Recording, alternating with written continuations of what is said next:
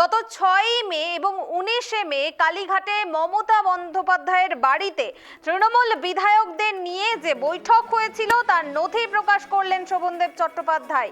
তাকে বিরোধী দলনেতা হিসাবে নির্বাচিত করতে কোন কোন বিধায়ক সই করেছিলেন, বৈঠকে কি কি আলোচনা হয়েছিল তা ওই নথিতে উল্লেখ রয়েছে। এমনকি কারা সই না করে ব্লক লেটারে নিজের নাম লিখেছিলেন তাও স্পষ্ট রয়েছে রেজলিউশনে। গত 6ই মে এবং 19শে মে কালীঘাটে বৈঠকের নথি প্রকাশ করলেন শোভনদেব চট্টোপাধ্যায়। বিরোধী দলনেতা হিসেবে শোভনদেব চট্টোপাধ্যায়কে নির্বাচিত করতে কোন কোন বিধায়ক সই করেছিলেন, বৈঠকে কি কি আলোচনা হয়েছিল, কারা সই না করে ব্লক লেটারে নিজের নাম লিখেছিলেন, সমস্ত কিছুর স্পষ্ট উল্লেখ রয়েছে রেজলিউশনে। বিস্তারিত জানবো এই মুহূর্তে আমার সঙ্গে টেলিফোন লাইনে রয়েছেন আমাদের প্রতিনিধি দেবজানি। গত 6 এবং 19শে মে কালীঘাটে বৈঠকের নথি প্রকাশ করলেন শোভনদেব চট্টোপাধ্যায়। কি রয়েছে সেই নথিতে, বৈঠকে কি কি আলোচনা হয়েছিল এবং বিরোধী দলনেতা হিসেবে শোভনদেব চট্টোপাধ্যায়কে নির্বাচিত করতে কোন কোন বিধায়ক সই করেছিলেন, কি জানা যাচ্ছে? দেখো, 6 তারিখ বিকেলে 30B হরিশ চ্যাটার্জি স্ট্রিটের বৈঠকে হাজির ছিলেন 67 জন বিধায়ক। শোভনদেব চট্টোপাধ্যায়ের দেওয়া নথিতে উপস্থিত হিসাবে তাদের সকলের সই রয়েছে। কেউ বাংলায়, কেউ ইংরাজিতে সই করেছেন। পাশে নিজের বিধানসভা কেন্দ্রের নাম এবং তারিখও লিখেছেন। তবে এর মধ্যে বেশ কিছু নাম লেখা রয়েছে ব্লক লেটারে। তার মধ্যে যেটা দেখা যাচ্ছে, মহেশতলার বিধায়ক শুভাশিস দাস, বোলপুরের চন্দ্রনাথ সিনহা, খড়গপুরের দীনেন রায়, ক্যানিং পূর্বের বাহারুল ইসলামের নাম সেটা ব্লক লেটারে লেখা রয়েছে।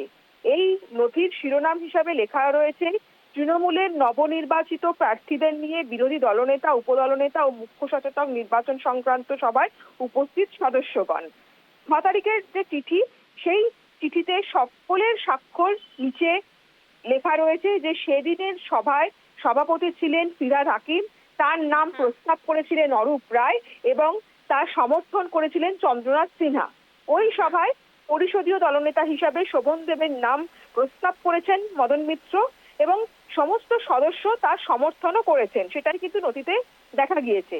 যারা উপস্থিত ছিলেন না তারাও সমর্থনের কথা জানিয়েছেন বলে লেখা হয়েছে। শোভনদেব চট্টোপাধ্যায় যে নথি দিয়েছেন সেখানে 19 তারিখের বৈঠকে 59 জন বিধায়কের স্বাক্ষর ছিল। সেদিনও কেউ কেউ ব্লক লেটারে নাম লিখেছিলেন।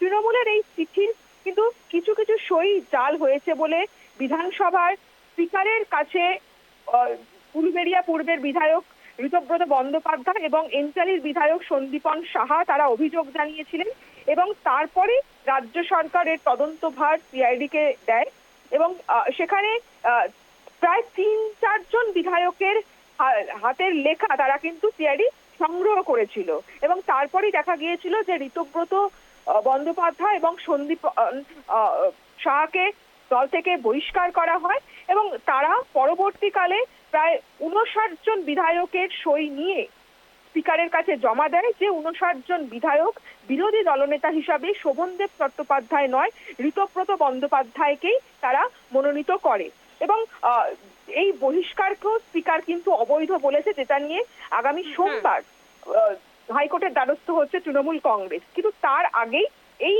নথি প্রকাশ্যে এলো। শোভনদেব চট্টোপাধ্যায় তিনি নথি প্রকাশ্যে এনেছেন, তবে নথির এই বাস্তবতা নিয়ে ইতিমধ্যেই প্রশ্ন তুলেছেন ঋতব্রত বন্দ্যোপাধ্যায়। তার দাবি এটা হচ্ছে হাজিরার চিঠি, বিরোধী দলনেতার নাম প্রস্তাবের চিঠি নয়। দেবজানি, যে সম্প্রতি স্বাক্ষর জালিয়াতি বিতর্কের প্রেক্ষিতে এই নথি প্রকাশ কতটা তাৎপর্যপূর্ণ? দেখো, অবশ্যই তাৎপর্যপূর্ণ।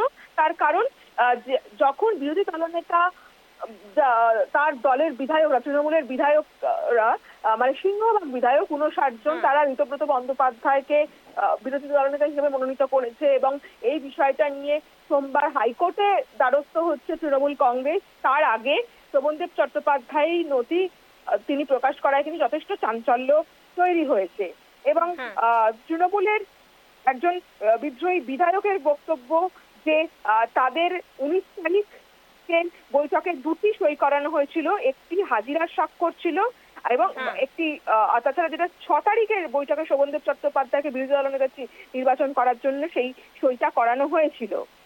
তবে এখনো পর্যন্ত কিন্তু এই বিষয়ে যারা বিরোধী যারা বিদ্রোহী নন, তৃণমূলের যারা মমতা বন্দ্যোপাধ্যায়ের সঙ্গে রয়েছে, তাদের পক্ষ থেকে কিন্তু কোনো প্রতিক্রিয়া পাওয়া যায়নি কোনোদিন। বেশ, ধন্যবাদ দেবযানী। অর্থাৎ 6 এবং 19শে মে কালীঘাটে যে বৈঠক হয়েছিল সেই বৈঠকের নথি প্রকাশ করলেন শোভনদেব চট্টোপাধ্যায় এবং অত্যন্ত তাৎপর্যপূর্ণ বিধানসভার পরিষদীয় দলনেতা নির্বাচনের চিঠি ঘিরে যে সই জাল করার বিতর্ক উঠেছিল, আর এমন প্রেক্ষিতে কিন্তু এই নথি প্রকাশ অত্যন্ত তাৎপর্যপূর্ণ।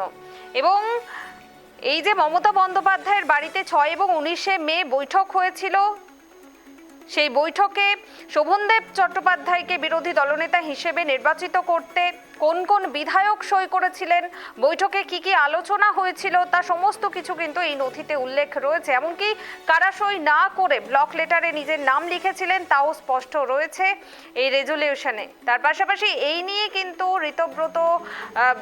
ঋতব্রত বন্দ্যোপাধ্যায়দের মন্তব্য যে এই চিঠিটি কিন্তু পরিষদীয় দলনেতা নির্বাচনের চিঠি নয়, এই চিঠিটি বৈঠকে হাজিরার চিঠি।